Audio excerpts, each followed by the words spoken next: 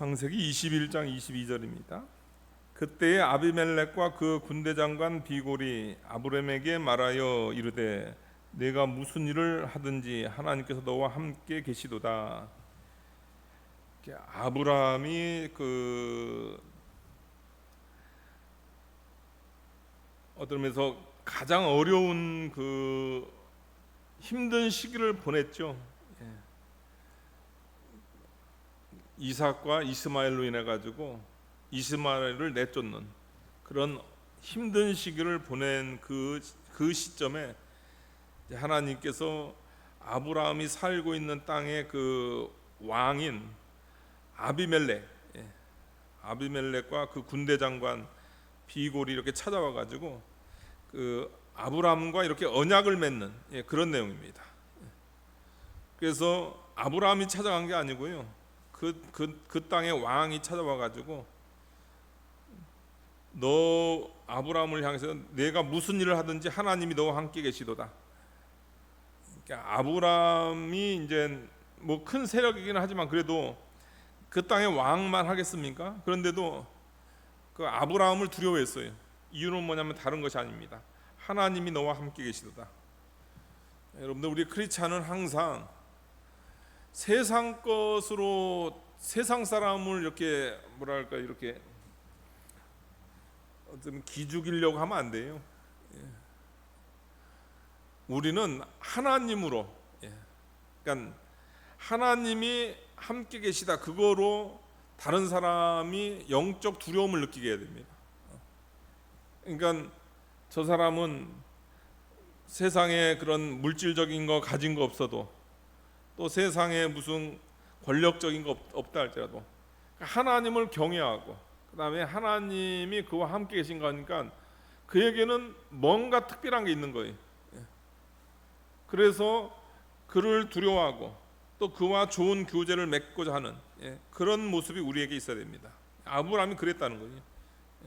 그러니까 그 땅 왕, 블레셋 땅 왕의 그 아비멜렉이 와가지고 이제 화친의 언약을 맺는 거죠. 23절 보니까요.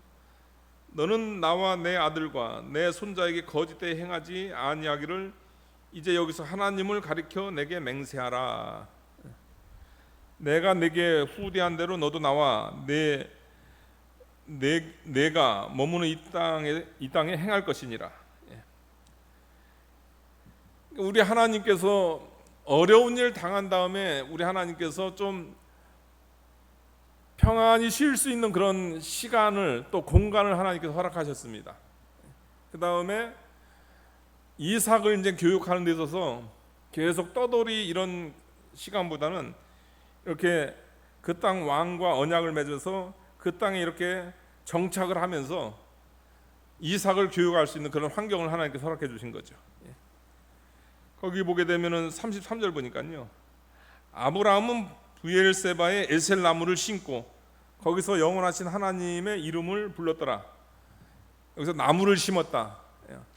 에셀나무를 심었다. 에셀나무는 여러분들 이것은 이제 그늘을 가리키는 거예요. 그늘이 아주 좋은 에셀나무 여러분 한번 찾아보시게 되면 정말 큰 나무인데 거기 그늘이 좋아요. 그 나무를 심었다. 이것은 뭐냐면 하나님께서 안정된 그런 환경, 정착하는 그런 환경을 주셨다, 이렇게 이야기하고 있습니다. 그러니까 하나님께서 어려운 일 후에 하나님께서 안정된 생활을 허락하셨다, 이것을 이야기하고 있습니다. 그러니까 사랑하는 여러분들의 삶도 마찬가지입니다. 항상 어려운 거 아닙니다, 여러분들. 좀 젊었을 때는 또 이렇게 열심히 또 이렇게 살 필요가 있는 거죠. 또 하나님께서 또 그렇게 역사를 하시고요. 그렇게 하시다가 또 하나님께서 때가 되면 어떻게 됩니까? 우리 하나님께서 또 평안한 환경을 주시는 거예요. 인생이 늘 그냥 쉴 것 없는 나그네 인생이 아닌 거예요. 또 하나님께서 때로는 이제 평안한 환경도 좀 허락하시는 겁니다. 그러니까 여러분들 걱정하지 마시고 여러분의 삶 하나님께서 인도하십니다. 이삭과 이스마엘 사건, 그 하나님께서 허락하신 거예요. 그거 지난 다음에 어떻게 돼요? 또 하나님께서 또 이런 언약을 맺고 또 에셀나무를 심고 또 영원하신 하나님의 이름을 부르는, 신앙적으로도 이렇게 안정되는 그런 기간을 또 하나님께서 허락하신다. 우리가 그것을 알고 우리는 하나님만 바라보고, 하나님께서 어떤 면에서 조금 이렇게 투쟁의 시간이다 하면은 그때는 또 기도하면서 열심히 또 싸우고, 영적 싸움을 싸우고, 그 다음에 또 때가 되면 또 하나님께서 이렇게 안식을 주시는 그런 하나님, 그 하나님의 그 기간에 또 위로를 받는 여러분들 되시기 바랍니다. 그러니까 이제 맹세하자 합니다. 그러니까 24절 보니까요, 아브라함이 이르되 내가 맹세하리라. 그러니까 아비멜렉의 그 요구에 아브라함이 그대로 이렇게 응답을 합니다. 그러니까 이게 좋은 겁니다, 여러분들. 우리 믿는 사람들은 비굴해서가 아니고요. 우리 믿는 사람들에게 항상 평화를 사랑하는 마음, 그 다음에 질서에 대한 그런 존중이 있어야 됩니다. 저와 여러분이 사는 세계는 하나님의 그 오전 시간 얘기도 그리스도의 나라의 행정권 안에 사는 사람이거든요. 그와 반면에 이 세상은 뭐가 있냐면, 이 세상은 이 아비멜렉과 같은 이 사람은 이 세상 통치 권세가 있단 말이에요. 우리는 하나님의 나라의 그 행정권에, 영적 행정권에 사는 사람이지만 이 세상의 그 통치권에서 진리 문제가 아닐 때 어떤 것을 이제 맹세하자고, 또 어떤 평화에 관한 거라든가 아니면 질서에 관한 거, 그런 것을 요구를 할 때 거기에 응하는 겁니다. 너무 지나쳐가지고 중세 제세례파 사람들 같이 너무 지나쳐가지고 여호와의 증인들 같이 뭐 집총 거부하고 그런 거는 안 돼요. 뭐 수혈 거부하고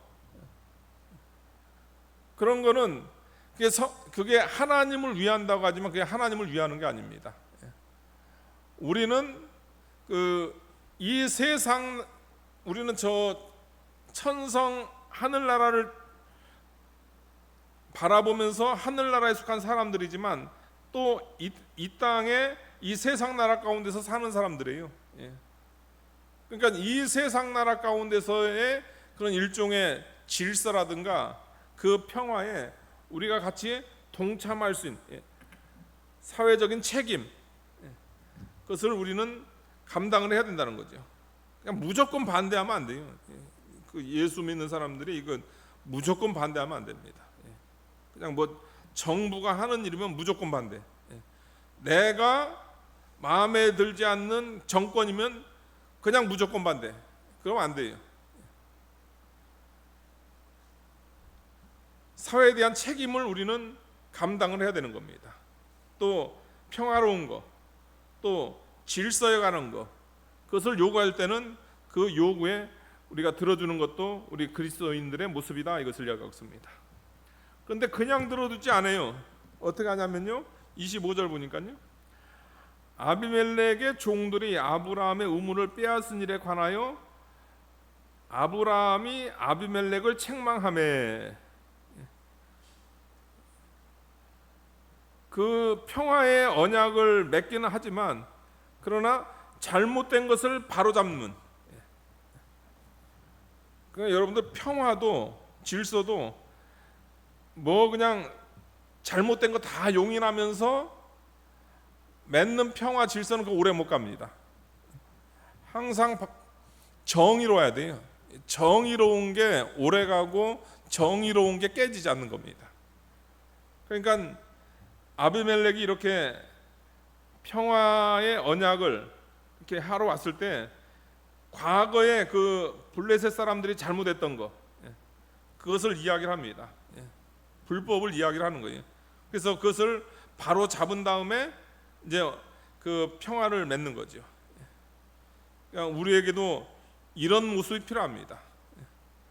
어떤 의미에서 아비멜렉이 강한 사람이기 때문에 아브라함은 약하기 때문에 맹세하자고 하니까 그냥 과거에 억울한 일이 있어도 그 비굴하게 그거 이야기 못하고 그냥 평화 맺는 그런 모습이 아니고 담대하게, 우리 하나님의 사람들은 잘못된 것은 잘못된 거예요.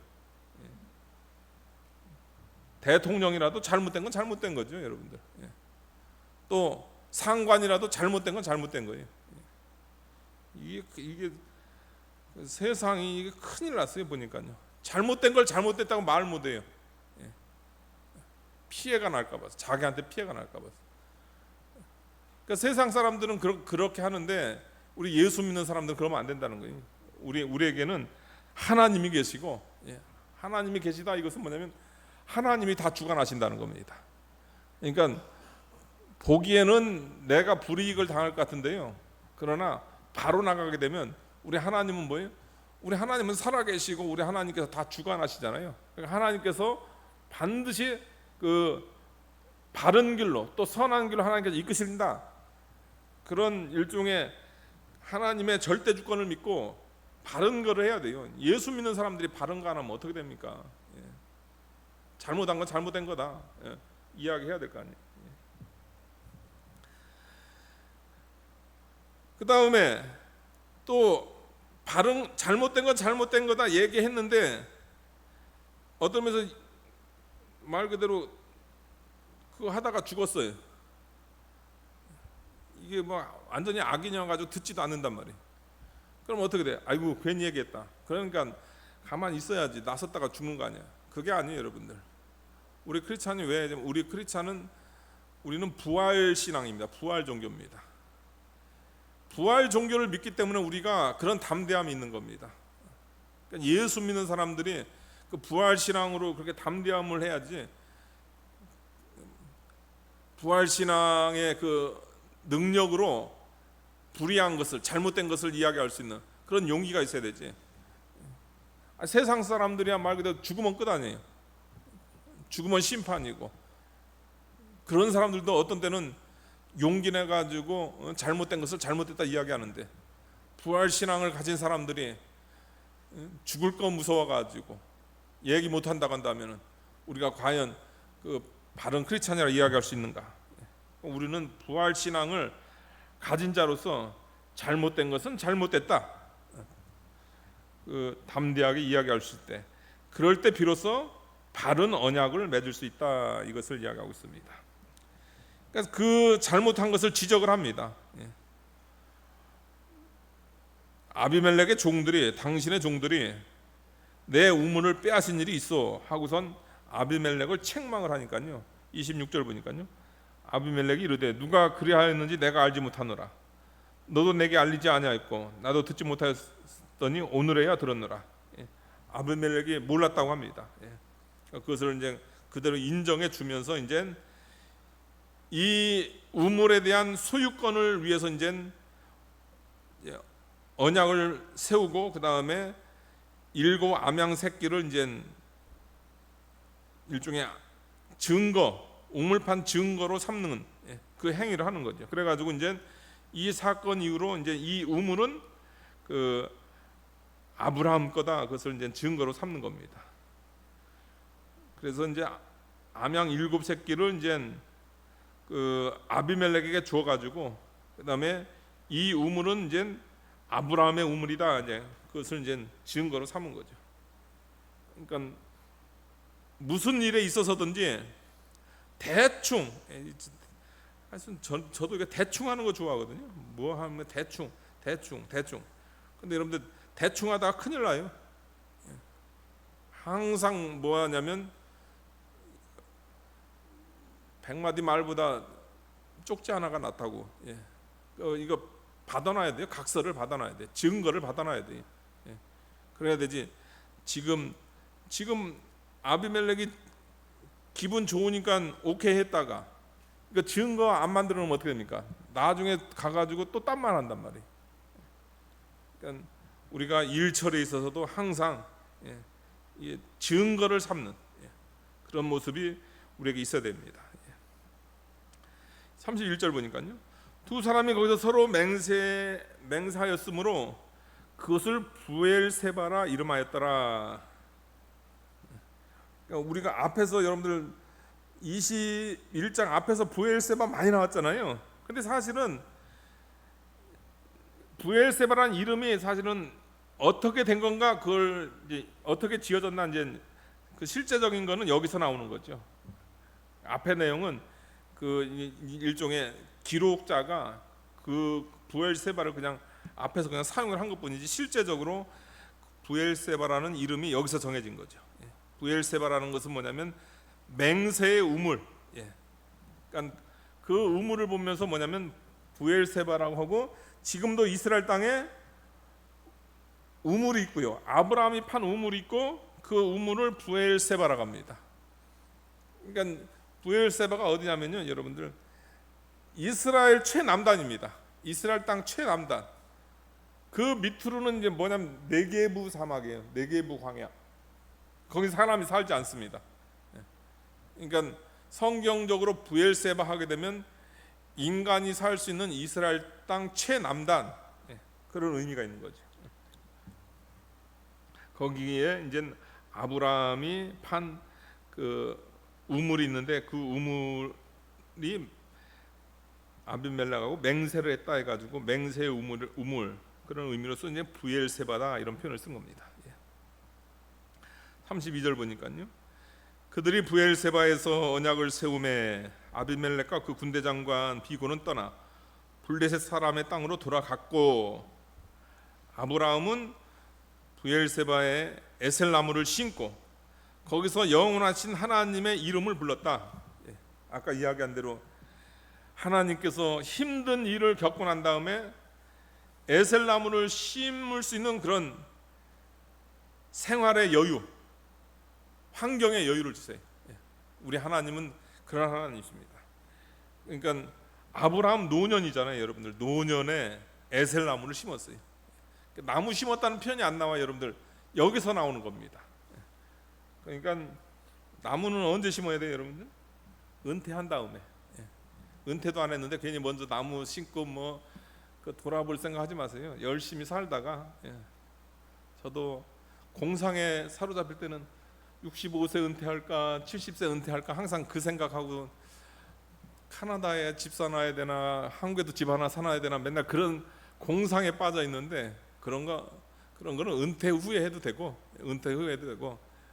하나님께서 반드시 주세요, 여러분들.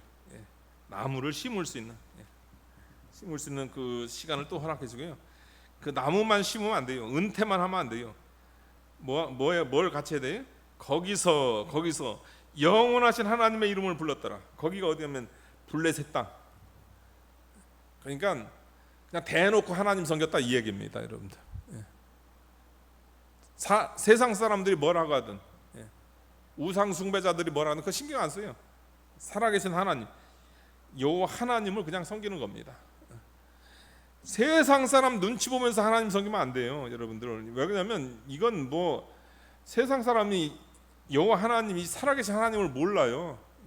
그러니까 어떤 면에서 그들을 구원하는 차원에서도 우리는 이 불신 세계 가운데서는 그냥 대놓고 하나님 섬겨야 됩니다. 거기서 이 세상에서 여호와 하나님의 이름을 불렀더라. 그러면서 제가 신앙생활 하다 보니까요, 이런 오순절 계통 사람들이 교리적으로 상당히 문제가 많거든요. 교리적으로 문제가 많은데, 근데 그 사람들 잘하는 게 하나가 있어요. 참 삶은 덕이 안 되는데 하나님의 이름은 잘 불러요. 그래가지고 저게 도대체 도움이 되는 건지 안 되는 건지 모르지만 그래도 하나님 이렇게 이름 부르는 거 보면 다른 거는 몰라도 저런 건 좀 본받아야 되겠다, 그런 마음이 있어요. 근데 의외로 장로교 교인들은 소극적이에요. 뭐 예수님 믿는다고 얘기도 못하고. 우리가 그건 바꿔야 됩니다, 여러분들. 진짜 참 하나님을 발견하고 참 진리의 세계에 있는 사람들은 불신자 뭐 상관이 있든 뭐 그런 거 신경 안 쓰고, 거기서 여러분들이 살고 있는 거기서 그 직장에서 어떻게 돼요? 영원하신 하나님의 이름을 부르는, 그러니까 늘 기도 생활하고 늘 하나님을 경외하는 삶을 살아야 된다, 이것을 이야기하고 있습니다. 하나님께서 큰 은혜를 베풀어 주셔가지고 안정적인 가운데서 34절 보니까요, 그가 블레셋 사람의 땅에서 여러 날을 지냈더라. 아브라함에게 평안한 시기를 허락해준 우리 하나님께서 저와 여러분에게도 반드시 이런 평안한 시기를 주실 줄 믿습니다. 여러분들 두려워하지 말고, 혹시 힘든 가운데 있다고 한다면 그거 지나면 하나님께서 반드시 또 평안한 그런 환경을 허락하신다, 그 믿음으로 또 승리하시는 여러분들 되시기 바랍니다. 기도하시겠습니다.